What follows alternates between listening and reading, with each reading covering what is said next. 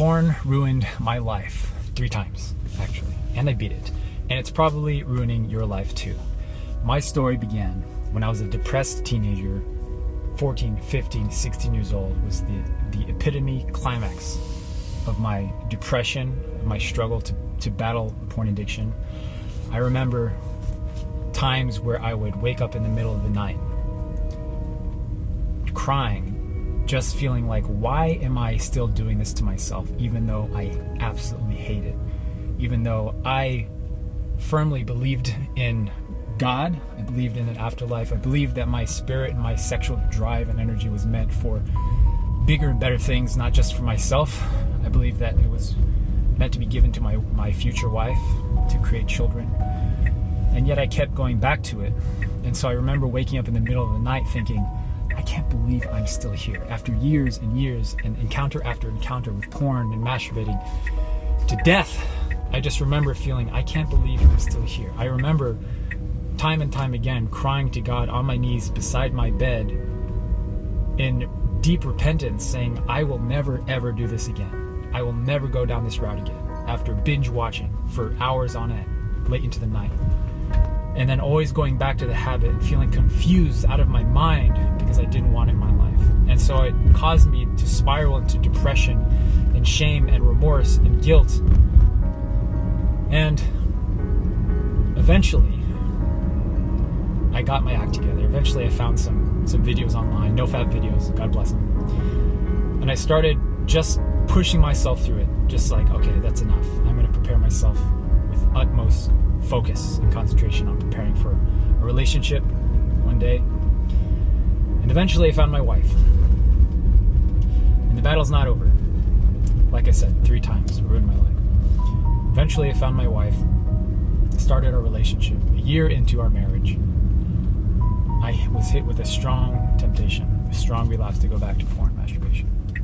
And I was so confused because I assumed, like most people do naturally, that if I'm in a relationship, a healthy relationship with my wife, I will not need this dependency anymore in my life.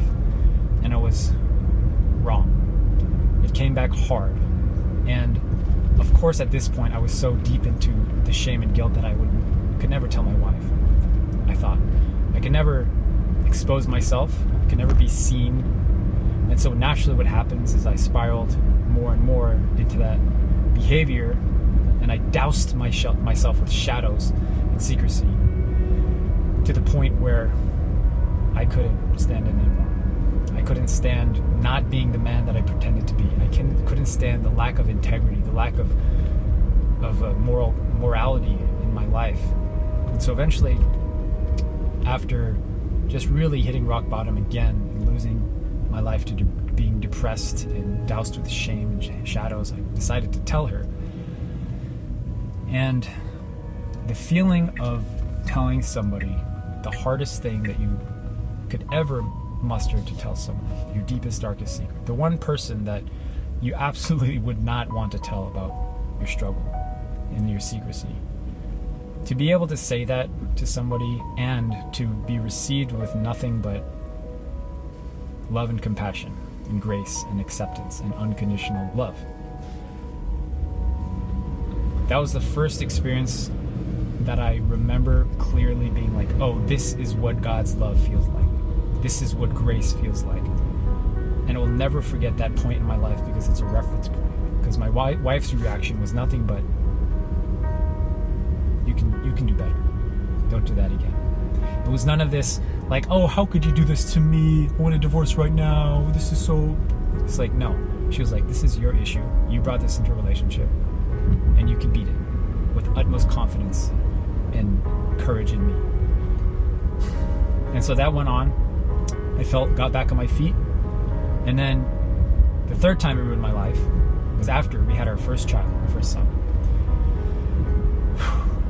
And this was, as you can imagine, the hardest thing that I've ever had to deal with, is facing the reality that I was raising a son and also lacking in my own sexual sobriety and my own integrity, because I had brought this dependency into my marriage, into my parenthood, to being a father. The last thing I would have ever wanted, could have ever dreamed of doing.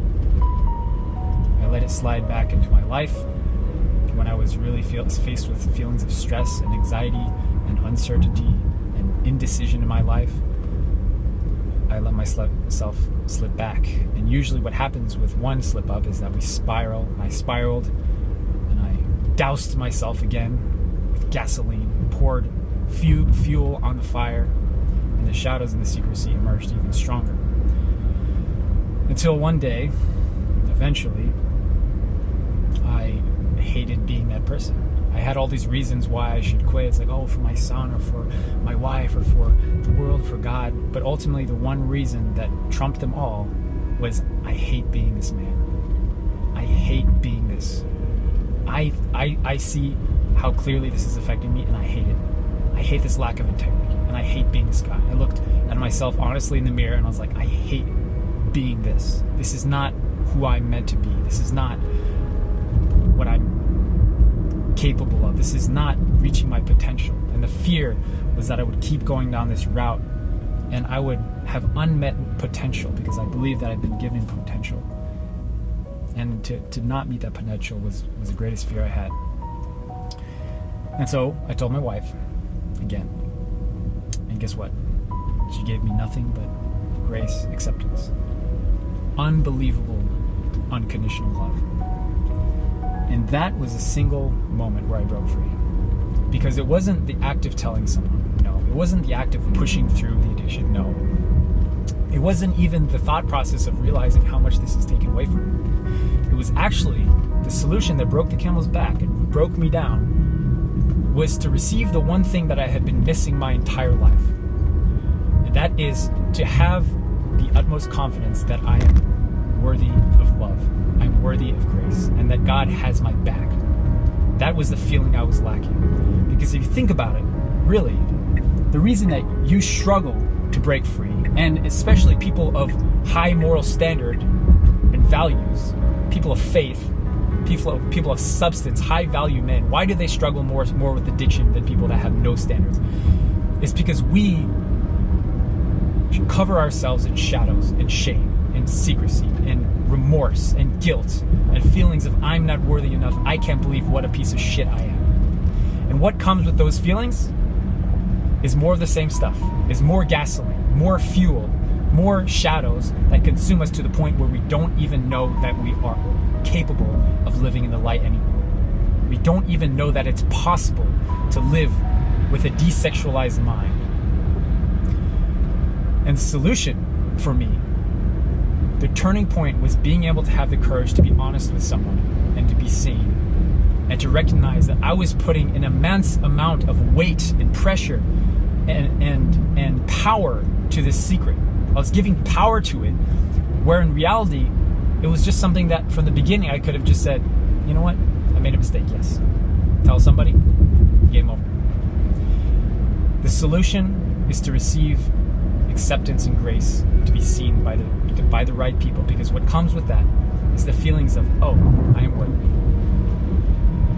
And after talking with hundreds of men over the last decade, more than a decade now, of their own addictions to porn and masturbation, I can tell you guys with utmost confidence and certainty and conviction that the single solution that everyone is confused in finding is that we need to experience love. Whatever you want to call it, God's love, grace. It's the feeling of being accepted and seen for who we are, and realizing through that process, like, oh, I have nothing to be afraid of. I have nothing to be ashamed of. Nothing. Because I'm human and I'm just in pain. You're just in pain like everyone, and you have just found your easiest way to deal with that pain. And when I realized that, I stopped thinking, oh, I have a sexual problem. I am a sexual perverted freak of nature. I'm a weirdo. Instead, I thought of myself as, oh, I'm just in pain. And I'm trying to find a way to decrease my pain. And this is the only way that I've ever found since I was a young age, since I was a teenager, and I didn't know better. And I have an escapism problem. If you can figure out what you're escaping from, then you've won the game, because then you can address the actual root issue. And so after telling my wife, experiencing grace and love and acceptance, being seen, feeling no shadows in my life, because at that point, I didn't have any, not even a spot, not even a speck on my wall, my clean white wall. As soon as you have one speck of dust, one little drawing, one little piece of graffiti, you want to erase it.